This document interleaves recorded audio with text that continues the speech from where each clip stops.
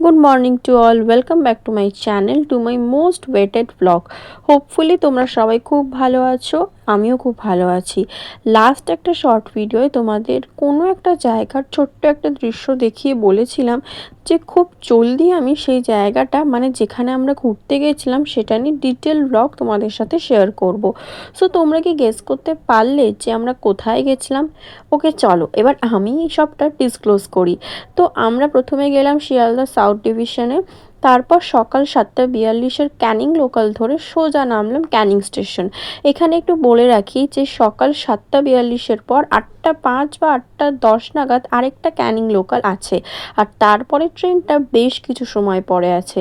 তাই আমরা যেখানে গেছিলাম সেখানে যাওয়ার পারফেক্ট ট্রেন টাইম হচ্ছে ফ্রম শিয়ালদা সাউথ ডিভিশন সকাল 7:42 আর তারপর সকাল 8:05। এই দুটোর মধ্যে যে কোনো একটা ট্রেন ধরলে তোমরা একদম পারফেক্ট অন টাইম পৌঁছে যাবে ক্যানিং স্টেশন। ব্যাস একবার ক্যানিং স্টেশনে পৌঁছে গেলে তোমরা হবে নিশ্চিন্ত। কেন নিশ্চিন্ত হবে সেটাও তোমাদের বলবো। তো এতক্ষণে নিশ্চয়ই বুঝে গেছো যে আমরা কোথায় গেছি। সো ইয়েস, আমরা গেছিলাম সুন্দরবন। যে জায়গাটা নিয়ে এতদিন শুধু সিলেবাসের পাতায় পড়ে গেছি বা এখনও পড়ে যাচ্ছি বা অন্যের ভিডিও বা ফটোয় দেখে এসেছি, সেই জায়গাটাকে নিজে এক্সপ্লোর করার যে আনন্দ সেটাই উপভোগ করতে যাওয়া ছিল আমার আসল উদ্দেশ্য। আর যাতে আমি ঠাকুরের কৃপায় ভালোভাবেই সফল হয়েছি, তো সেই সফলতাটাই তোমাদের সাথে শেয়ার করব। তো চলো ক্যানিং স্টেশন থেকে আমাদের জার্নি শুরুর সাথে ভ্লগটাও এবার শুরু করা যাক। সবাই স্কিপ না করে দেখতে থাকো কিন্তু।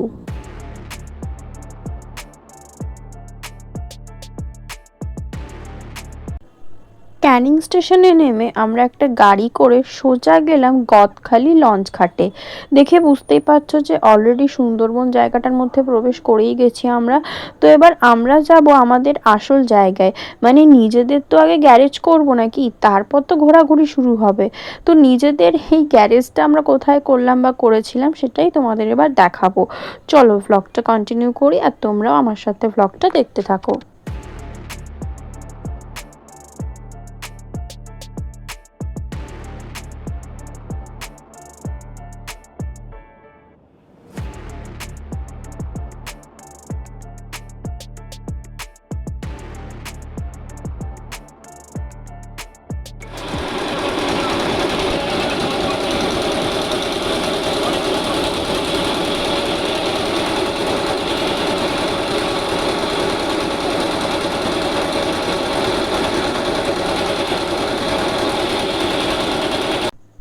যে লঞ্চ ঘাটটা তোমরা একটু আগে দেখলে, ওখান থেকে একটা ছোট্ট নৌকো বা লঞ্চে করে আমরা গেলাম গোসাবা জেটি ঘাটে। মানে ক্যানিং স্টেশন থেকে প্রথমে ওই ছোট্ট লঞ্চ ঘাটটায় গিয়ে দেন সেখান থেকে ছোট্ট একটা নৌকোয় করে গেলাম গোসাবা জেটি ঘাটে। দেন সেখান থেকে আবার একটা গাড়ি করে গেলাম গদখালি লঞ্চ ঘাটে। আর যাওয়ার সময় পুরো রাস্তাটা দেখে মনে হচ্ছিল যে আমার মামার বাড়ির রাস্তা। যারা আমার মামার বাড়ির ব্লগগুলো দেখেছো তারাও এটা রিলেট করতে পারবে যে কখনো দেখছি দুদিকে সারি দিয়ে বাড়ি, তো কখনো দেখছি সারি দিয়ে নানা রকম গাছ, তো কখনো দুদিক ভরা চাষের জমি। একরকম দৃশ্যের মধ্যে দিয়ে যেতে যেতে সম্পূর্ণ আরেক রকম দৃশ্যে প্রবেশ করা, মানে এতদিন রিলসে ট্রানজিশন দেখে এসেছি, আর এবারে তো সামনে থেকে সশরীরে ট্রানজিশন দেখলাম। কিন্তু এই ট্রানজিশন কোনো মানুষের তৈরি না, এখানে শুধুই আছে প্রকৃতির খেলা, যা কিনা একদিকে তাকিয়ে দেখতে গেলে মনে হয় যে উল্টো দিকে কি ছিল দেখতে পেলাম না। তো তো তারপর পৌঁছে গেলাম আমাদের লঞ্চ ঘাটে। সুন্দরবন গেলে যার দেখা তোমরা প্রতিটি জায়গায় পাবে তিনি হলেন বনবিবি বা বনদেবী, যিনি হলেন গোটা সুন্দরবনের অধিষ্ঠাত্রী দেবী। এনার কথা কম বেশি সবাই জানি আমরা, কিন্তু তার এলাকায় গেছি যখন তখন তাকে নিয়ে তো কিছু কথা বলতেই হয়, নাহলে তো যাত্রার সাথে এই ভ্লগও ইনকমপ্লিট থেকে যাবে। তাই আসল যাত্রা শুরুর প্রথমেই বনবিবির দর্শন করে আশীর্বাদ নিয়ে উঠে পড়লাম আমাদের লঞ্চে। যেহেতু সুন্দরবন একটা দ্বীপ এলাকা, তাই এখানে 90% ঘোরাঘুরিটাই লঞ্চে করে করতে হয়। তাই আমরাও টুক করে উঠে পড়লাম আমাদের লঞ্চে।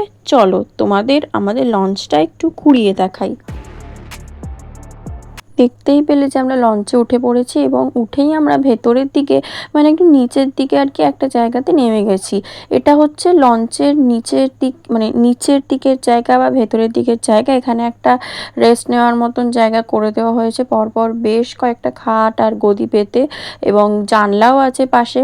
আর এই জায়গাটা হচ্ছে রান্নাবান্নার জায়গা, যেখানে আমাদের প্রতিদিনের পেট পুজোর বন্দোবস্ত এখানে করা হয়। তো এখানে এই জায়গাটা যেটা তোমরা এখন দেখছো, এখানে চাইলে আমরা লাগেজ রাখতে পারি, চাইলে আমরা রেস্ট নিতে পারি বা চেঞ্জ করতে পারি বা হোয়াট এভার। সাইডে ওয়াশরুম সিস্টেমও আছে, যেটাও তোমাদের সঙ্গে খুব শিগগিরই শেয়ার করব।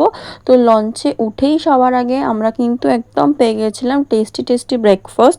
আর এখানে বলে রাখি যে সুন্দরবন ভ্রমণের প্রতিটা ব্লগ তোমাদের সঙ্গে যেমন ডিটেলে শেয়ার করব, তেমন কোন দিন কী রকম কী খাবার দাবারের আয়োজন ছিল সেটাও কিন্তু তোমাদের সঙ্গে শেয়ার করব।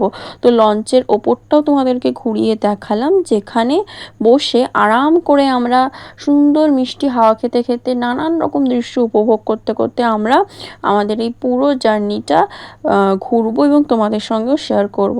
তো ব্রেকফাস্ট আমাদের হয়ে গেছে, অন্য একটা ভিডিওতে তোমাদের সঙ্গে শেয়ার করব যে সেদিন মানে প্রথম দিন আমরা কি কি খাবার দাবার করেছিলাম। এবং দেখে তোমরা বুঝতেই পারছো অলরেডি যে লঞ্চ আমাদের ছেড়েও দিয়েছে। তো চলো, আমাদের যাত্রা তো শুরু হয়ে গেল। তোমরাও ব্লগটা কিন্তু দেখতে থাকো, এতটুকু স্কিপ করো না, কারণ স্কিপ যদি করো তাহলে কিন্তু তোমরা অনেক কিছু মিস করে যাবে। সো দেখতে থাকো।